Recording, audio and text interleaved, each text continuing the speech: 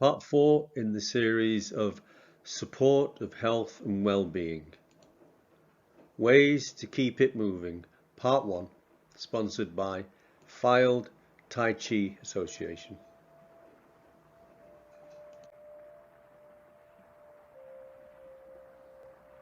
Just an important caveat at this point.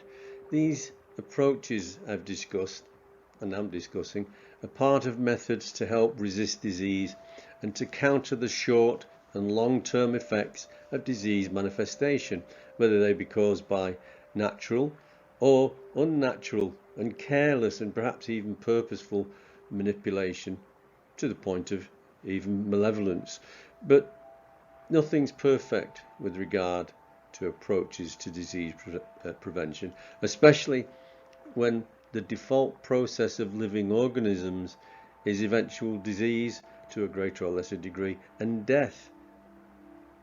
So it's a matter of getting used to it, and then perhaps you can relax a bit. If you can do something about it, that's great. If not, being anxious and fearful won't help. In fact, it will only make things worse.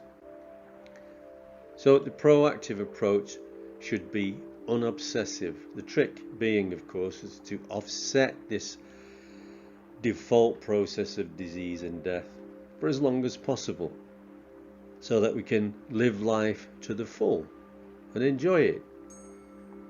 And that certainly doesn't mean submitting to any old untested interventions or strategies that are suggested or imposed by dubious characters.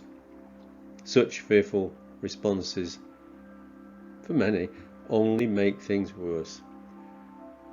Although natural pathogenic influences or careless manipulation or interference with potential pathogenic influences is important to identify and address, here we're only interested in some general time-tested methods to aid resistance and recovery.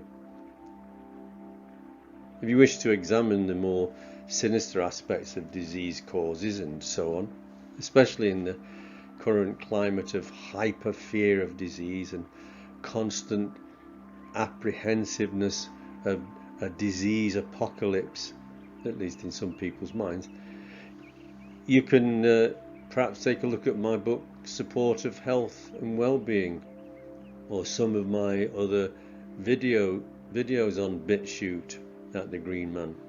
But better still, you can look at the many videos and books published by genuine open-minded scientists and doctors on these issues.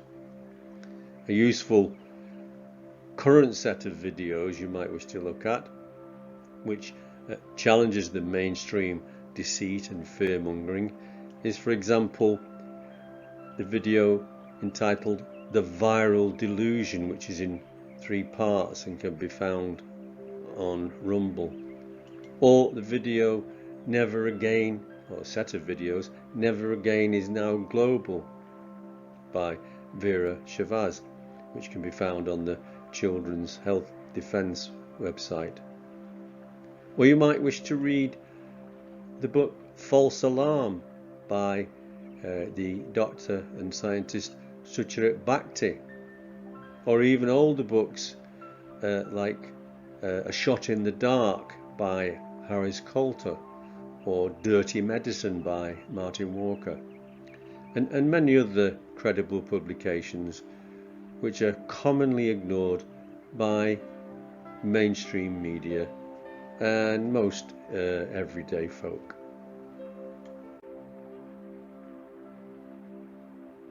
The importance of movement, and implicitly exercise, was emphasized by the ancient Chinese physician Sun Shumiao, who provided a simple metaphor: moving water does not stagnate.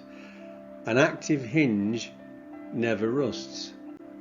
Of course, this is a tactical statement, and it's not a guarantee, but I think we get the idea that ensuring effective movement of muscles and joints, that's to say hinges, along with an efficiently regulated flow of body fluids and qi, that's to say water, to, from and within organs, is an essential element of disease resistance and recovery.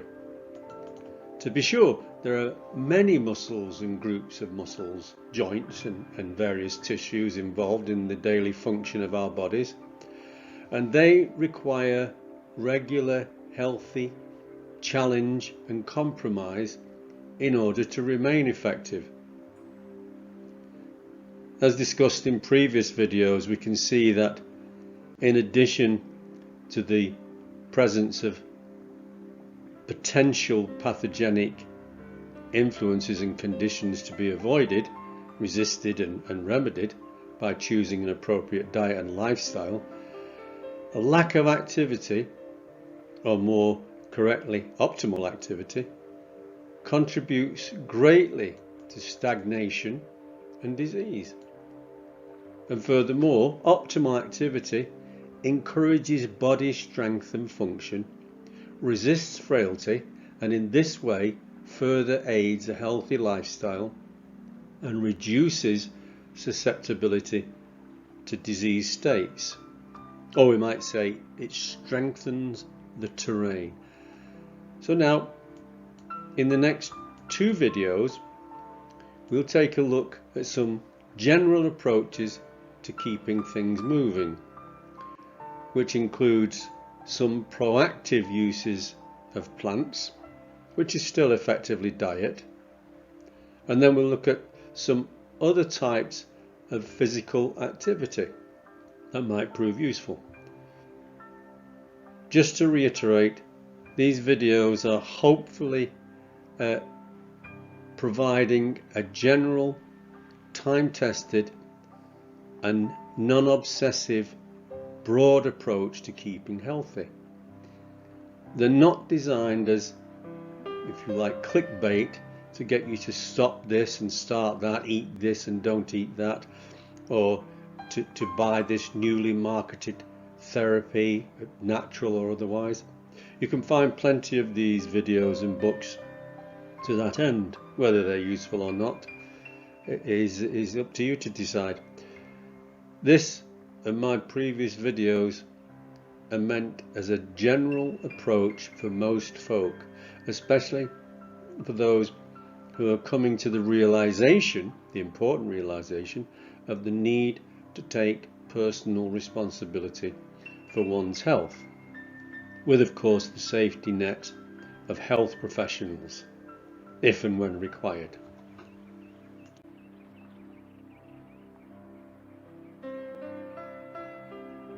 To recap briefly, in order to support the terrain, or to put it another way, to be proactive in one's approach to health, such wise physicians of the past as Hippocrates and Chibo advised the use of course, a balanced diet, and alongside this, healthy activity, such as exercises I discussed briefly in the previous videos.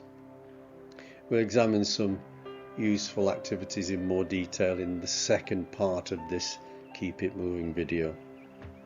Anyway, these things all contribute to keeping the mind and body active in a wholesome way and to reducing stagnation of the body and the mind.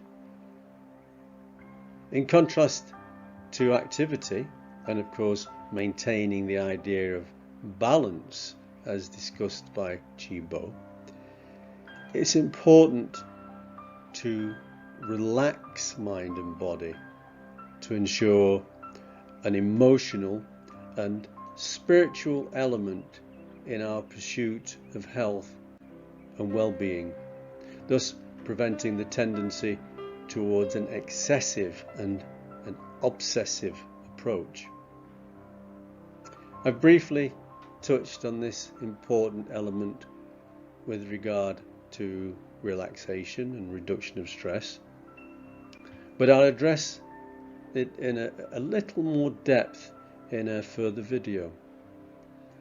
So far, in this series of videos, I've emphasized the need to use, of course, allopathic medicine and natural medicine in a reactive approach to health, but when and where appropriate and necessary. And although allopathic medicine might in some cases be considered preventive, arguably it can't be considered proactive. On the whole, it's not used to fortify and strengthen the terrain or to help, and it's not used to help prevent initial disease assault. Of course, it's used to treat disease, but not to prevent the initial disease assault. But now, by way of proactive use of natural medicine, I'm going to present a few herbs that are, of course, used by herbalists for both the proactive and reactive purposes. But, you know, herbs are, of course, the people's medicine, and they should be available to everybody, not just health professionals or professional herbalists. But it's important to recognize that in medical circumstances, they are often best delivered by a qualified practitioner.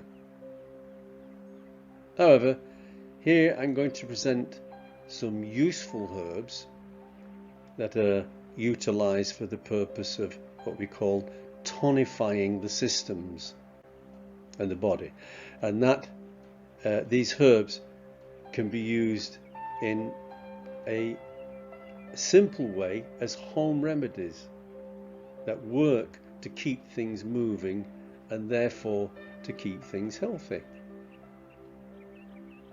Herbal tonics, as we call them, strengthen, enliven and fortify certain organs, or in fact the whole body. The herbs I'm going to discuss here as an example, although relatively safe to use for most people as tonics, it's important that we recognize that just because they are natural, they are not necessarily without adverse effects.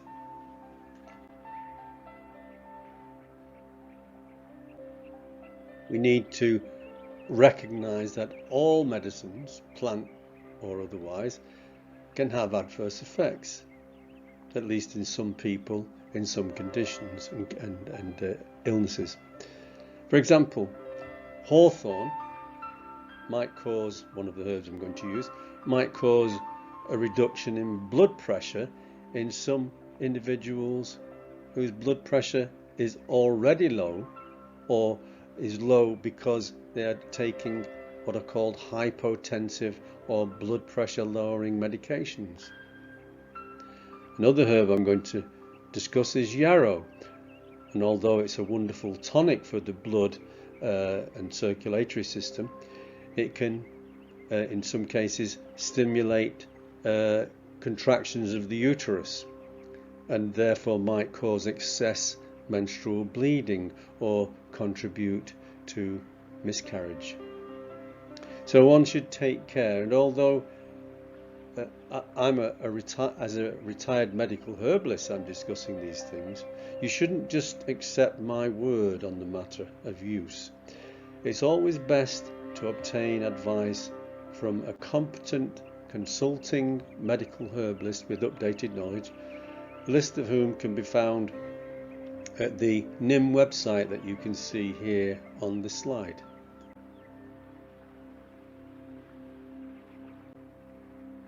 Although this video is not meant as a lesson in herbal medicine, herbalists of course require much training in order to understand disease development from a Western and a traditional viewpoint, and to understand the subtleties and nuances of using particular herbs for treating particular conditions, whether using simple or combination remedies. However, I'm going to introduce 3 tonic herbs that can be used effectively in a folk manner as an aid to keeping things moving. Yarrow, for example, is used in herbal medicine, amongst other things, as a tonic to blood vessels. Hawthorn is one of the best tonic remedies for the heart and circulation. Dandelion is used with other herbs such as burdock as a tonic to the liver, ensuring its correct function, and as such ensuring the optimal function of other organs such as the organs of elimination, which in turn contributes to the effective transport and cleansing of fluids in the body and its joints. It's often used by herbalists in many combination remedies.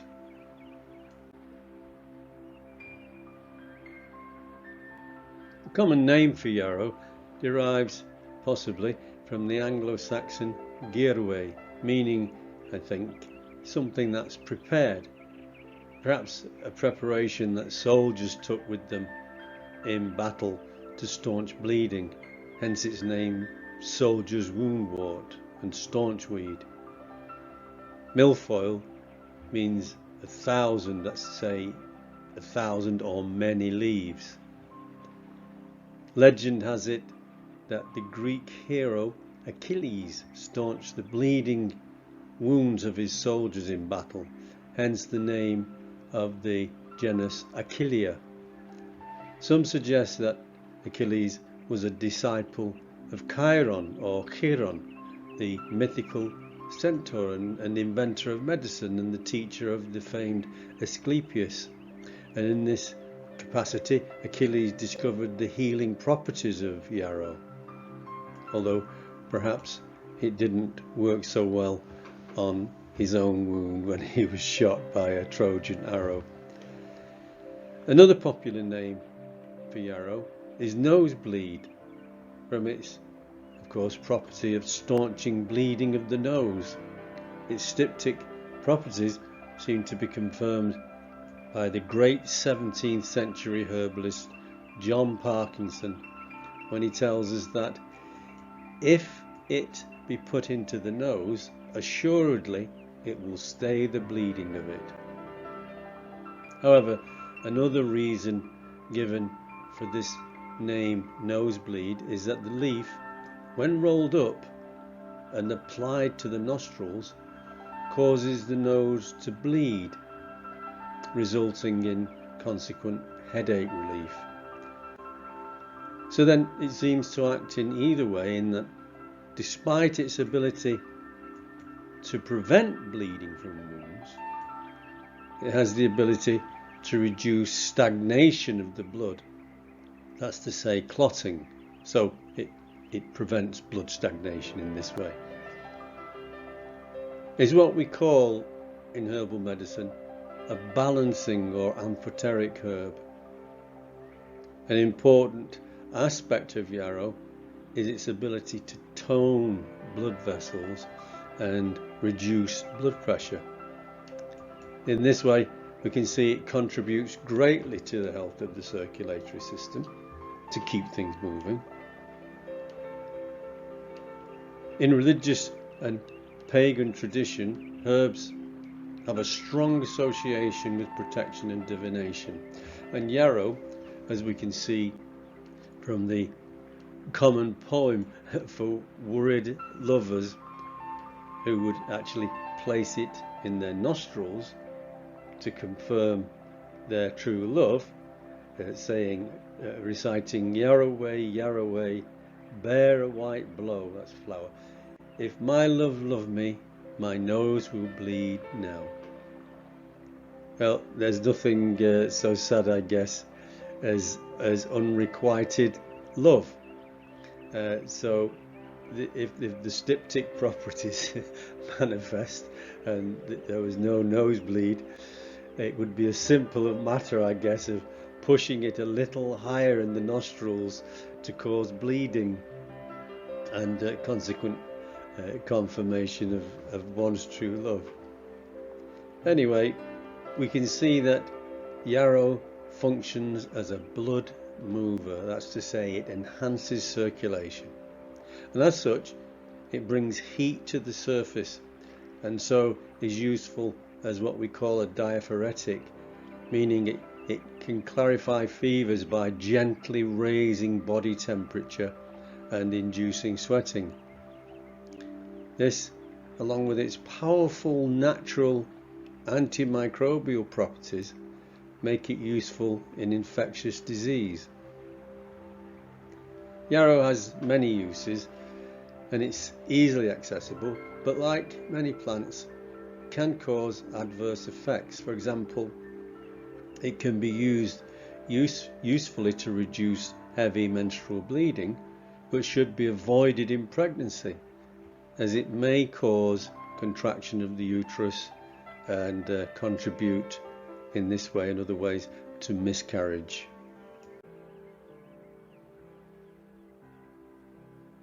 So if you're going to use yarrow and you're gathering it yourself, but you're not confident at identifying the wild plant, it can easily be confused with other plants that might be poisonous, such as hemlock.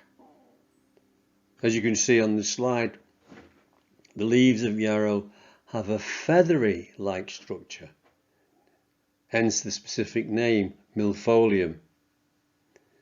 And when they're crushed, they've got a rather pleasant aroma suggestive of pine needles. If you compare this to hemlock, which you can see here, the leaves have a tooth-like structure, and when they're crushed they have got a strong musty odour, and the stems are hairy. Well, the stems of yarrow are hairy, but not as much as hemlock, which is very spiky hairs. And the stems of hemlock are hollow and covered in purple spots.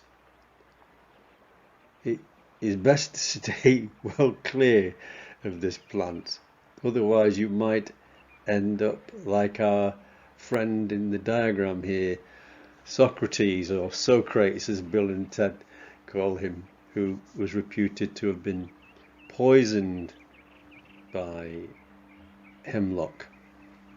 Anyway, the flowers and leaves of yarrow, if you've identified them correctly of course, are edible, as Mrs. Grieve informs us. In the 17th century it was an ingredient of salads, but it's got a very strong flavour and perhaps should only be eaten in small amounts, best added, as I do myself, as part of seasoning preparations. It was also, by the way, in the past used, and perhaps still is, as a beverage, a brewed beverage, which was said to have some mood-altering properties. Now, whether that was due to the plant constituents or the alcohol, or both, is anybody's guess. But anyway, most effectively for an everyday common tonic for those sort of effects, which is what we're interested in, it's perhaps best and safely used as a tea. It's important to reiterate, by the way, that to remind ourselves that it should be avoided in pregnancy.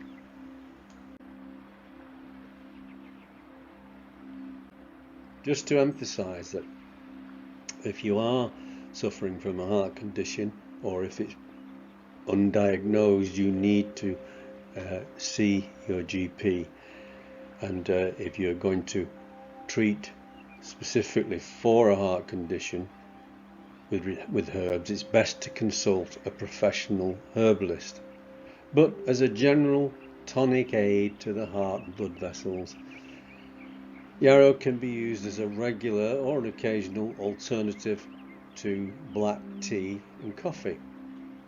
In addition, it can be sipped to ease symptoms of, for example, colds and flu and sore throat, and it will induce sweating to help remove toxins in these conditions. It can also be used to help ease coughs and fight infections. It's best, as I mentioned earlier, to ensure, if you're going to harvest this plant for use, to ensure it is yarrow and not some other poisonous plant. But it's best to harvest the whole plant, the stalk, leaves and flowers, in summertime when it's in flower, and to dry them for use. Then they can be used later on in the year. But you can also use the plant fresh. So to make a useful tea, use 1 heaped teaspoonful of dried yarrow per cup of boiling water. If you're using the fresh herbs, you might need to use the equivalent of 2 teaspoonsful. It's not precise, and to some extent it's trial and error. If you're not using a teapot or a herbal tea maker, cover the tea mug to retain the useful medicinal aromatics and infuse for 10 minutes so that it will extract all the useful constituents. Then strain the fluid and sip a hot cupful of the strained fluid. In the cases of colds, you might need to drink a cup, for example, every 2 hours until improvement, and then continue drinking, say, 3 cups a day until you're well. To make a green tea, as in a tonic capacity, you can use the fresh leaves. Now, yarrow tea is an acquired taste. It's quite pleasant but quite strong. So you might, to useful effect, you might need to add, say, a slice of lemon and a little unprocessed honey.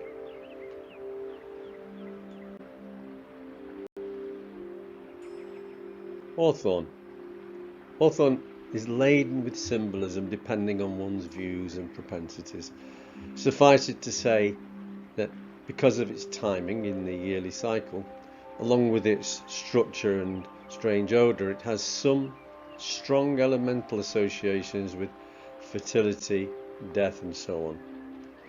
Hawthorn's often seen on depictions of the green man, a symbol of growth and life, and is used in May celebrations. It's always been held in high regard as a plant associated with relationships or love and fertility. Hence perhaps the nursery rhyme, the folk rhyme, the fair maid who on the 1st of May goes to the fields at break of day and washes in the dew of the hawthorn tree will ever after handsome be.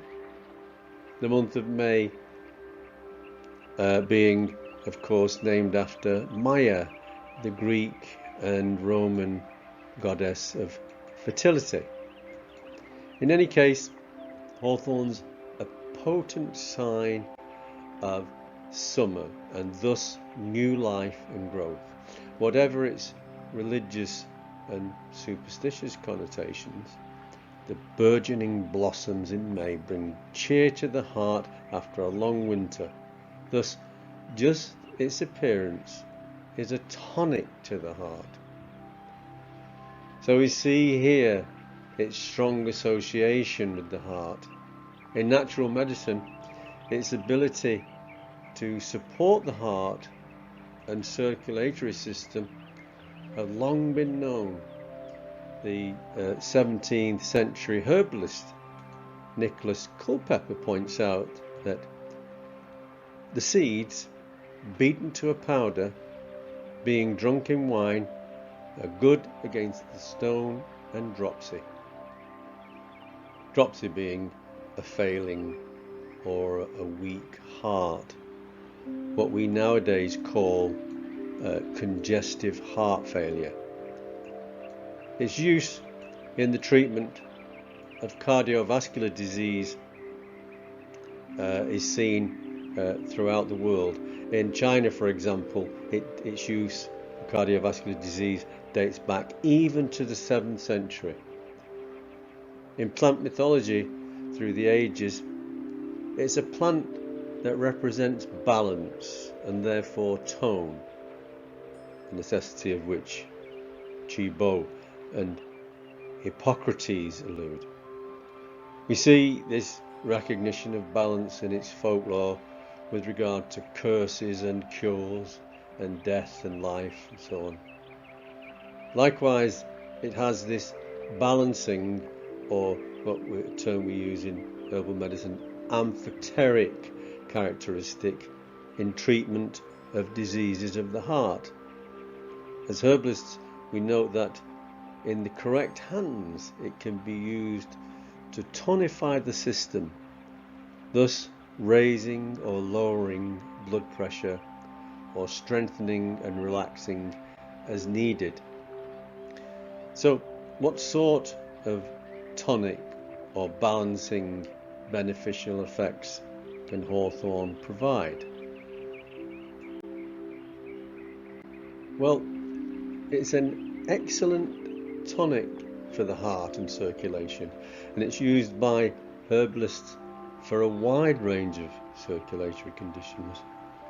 The berries act in a balancing way on the heart, either stimulating or depressing its activity as needed. And just as indicated in its folklore, hawthorn's important in treatment of the emotional heart, calming and reducing anxiety, and even helping with bad dreams and insomnia. And it has many other uses.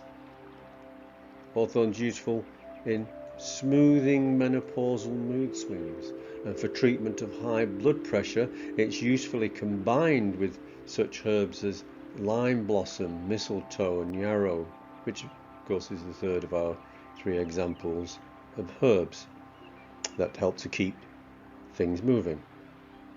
A word of warning though, while the use of hawthorn to strengthen the heart and in cardiovascular disease can be helpful, in the case of cardiovascular disease, qualified attention is essential. As I mentioned, it's essential to seek qualified attention in the case of heart disease, but here is an easy example of one way that a herbalist might extract the beneficial constituents of hawthorn that can be usefully employed to aid tonification of the heart and circulatory system in order to keep things moving and prevent stagnation. So first of all, you need to gather some hawthorn berries when they're ripe, of course, in autumn, and you would, let's say 500 grams of berries. You put them in a saucepan and you add 500 mils of water, and you slowly bring that to the boil. Then what you would do is you would mash it up slightly with a fork or a spoon, not so it's a pulp, but mash it up gently so it breaks the berries a little bit, and you'd then turn off the heat and leave it overnight. And the next morning you bring it back to the boil and gently simmer it until the mixture reduces by half its original volume. Then you allow it to cool and you squeeze out the juice. You'd have to filter it, of course, and you can use some sort of sieve for that, or a muslin cloth or something like that, something that's not going to affect the actual syrup. It's not going to be mixed in with the juice. Then you weigh the juice, and whatever the weight of the juice is, you mix an equal weight of sugar with it and bring the mixture back to the boil so that the sugar dissolves and the mixture turns into a syrup. Then you pour the syrup, or the warm syrup, into some sterilized bottles that you have ready, and you seal them, and there you have your tonic hawthorn berry syrup. How to take it? Well, the dosage, just for a general daily heart tonic, is 1 spoonful a day. You can take that when you get up in the morning.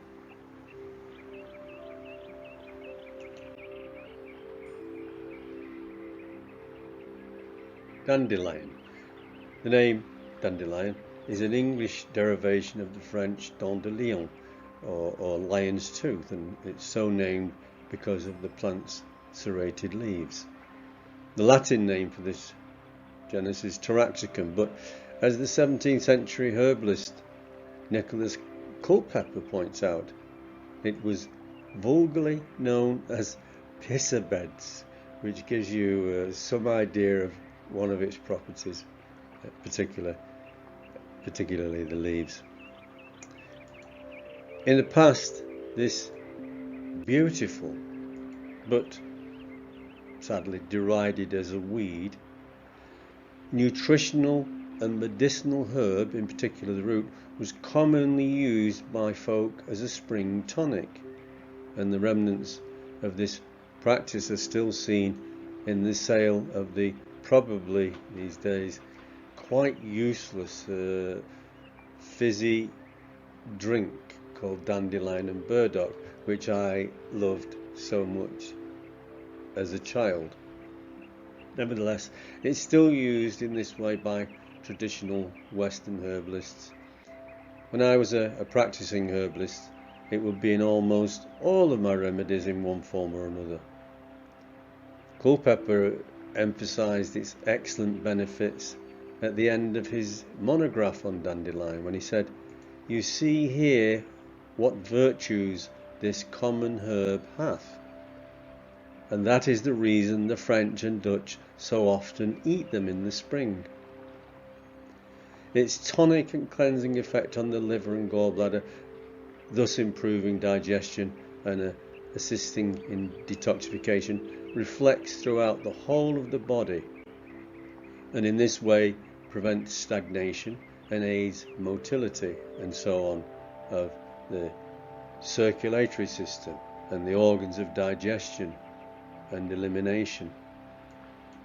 Specifically, it has major therapeutic benefits for many conditions, for example constipation, skin conditions and joint problems and so on. As a detoxifying herb, the young leaves can be boiled up as a tea or eaten fresh in salads. And it's used by herbalists as a diuretic in combination with other herbs in a variety of conditions, for example high blood pressure, heart failure and so on. Here I'm going to provide a folk recipe for a useful and not unpleasant non-alcoholic tonic beer.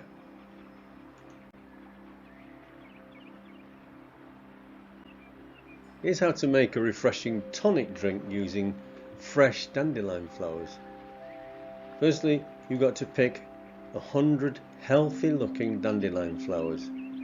Don't pick them from near the roadside or in heavy industrial areas where there are fumes and emissions.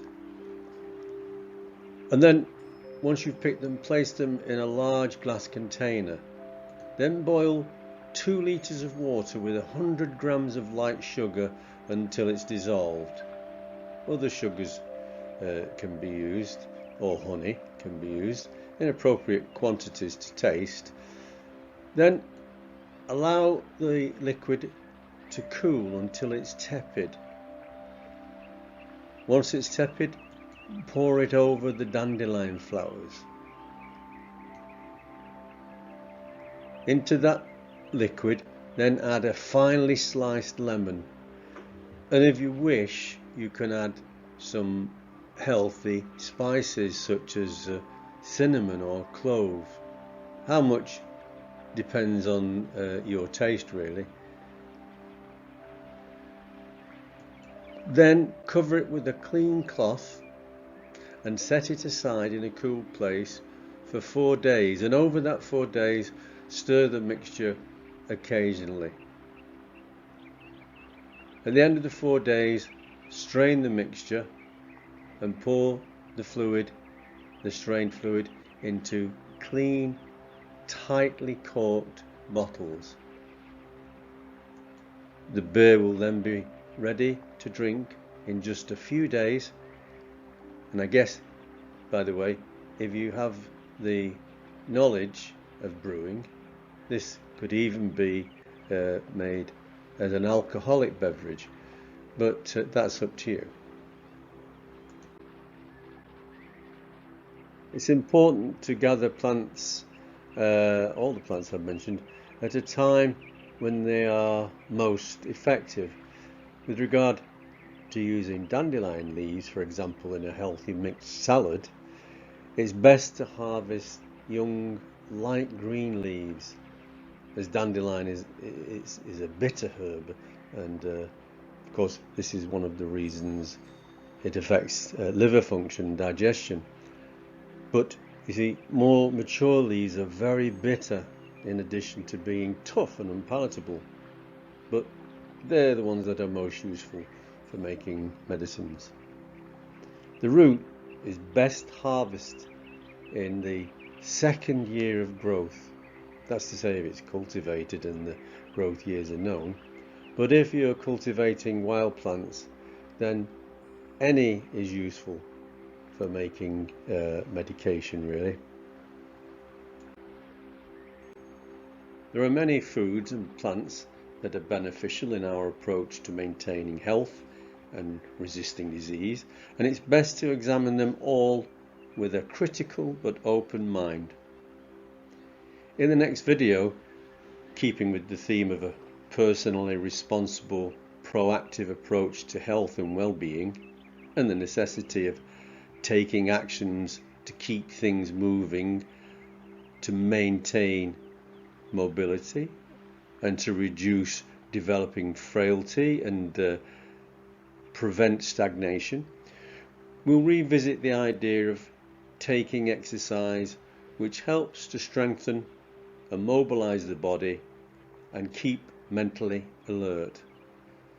Always recalling Sun Shimiao's adage, moving water doesn't stagnate and an active hinge never rusts.